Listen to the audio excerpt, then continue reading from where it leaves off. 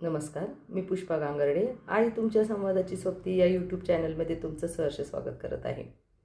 आत्तापर्यंत आपण speech therapy देण्यासाठी मुलांना कशा प्रकारे तुम्ही स्पीच थेरपी देऊ शकता यासाठीचे भरपूर व्हिडिओ अपलोड केलेले आहेत आणि ते पाहून तुम्हाला पण वेगवेगळ्या आयडिया आल्याच असतील की आपण मुलांच्या बरोबर कसं संभाषण केलं पाहिजे म्हणजे ती मुलं बोलायला लागतील.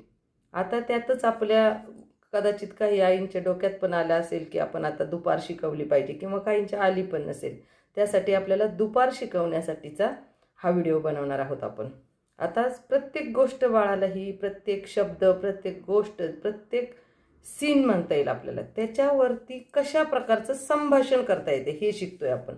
दुपार शिकवणे म्हणजे दुपार ही काही शिकवण्याची गोष्ट नाही, पण दुपार कधी होते त्याच्यासाठीचे म्हणजे काय क्रायटेरिया ठरलेले आहे की आपण दुपार झाली आपण कधी म्हणतो आपण स्वतः, हे त्या बाळाला कळलं पाहिजे. त्याला दुपार कशी होते, दुपार झाली हे त्याला दिसतं, ते सिच्युएशन त्याला समजती, म्हणजे झाली ऊन लागते एवढं कळतं. याला दुपार म्हणायची हा शब्द त्याला माहीत नाही, आपल्याला तो शब्द शिकवायचा आहे.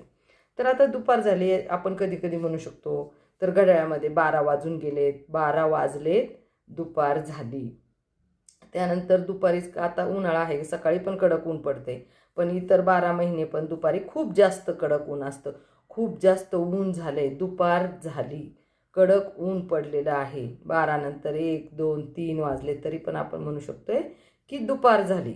मग आता ही दुपार झाली त्यासाठी आपण घड्याळ किंवा ऊन, सूर्य डोक्यावर आलाय, दुपार झाली, यासारख्या काही गोष्टी बोलून आपण दुपार शिकू शकतो. त्याच पद्धतीने आता आपल्याला हे सगळ्या गोष्टी सांगायच्यात.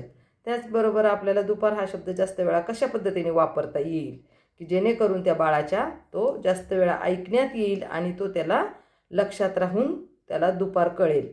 मग आपण त्याला म्हणू शकतो, दुपारी 12 वाजलेत, चल आता दुपार झाल्यामुळे तुला जेवण करायचं ना दुपारचं, दुपार झाली. त्याच्यानंतर आपण दुपारी वेगवेगळ्या प्रत्येकाच्या घरामध्ये वेगळ्या प्रकारे दुपार, आता मराठी शाळा आहे जिल्हा परिषद, तिथे काय आहे तर सकाळची शाळा सुरू झालेली आहे, म्हणजे 7:30 वाजताची. ती शाळा कधी सुटते दुपारी. मग एखादा घरामध्ये तुमचं बाळ असेल, त्याच्या भाऊ बहीण असेल, चुलत भाऊ बहीण असेल, आसपास कोणी राहणारे असतील, ते दुपार झाली बघ, त्यांची शाळा सुटली, दुपार झाली, असे अनेक उदाहरणं देऊन त्यांना दुपारच्या या शब्दाचं रिपिटेशन करून करून त्यांना दुपार शिकवायचे आहे. आणि याचप्रमाणे आपल्याला बाळाला बोलायला शिकवण्यासाठी वेगवेगळ्या आयडिया करायच्या आहेत की त्या आपल्याला एकदम त्याची कृती चालू असताना शिकवता येतील अशा. आणि यासाठी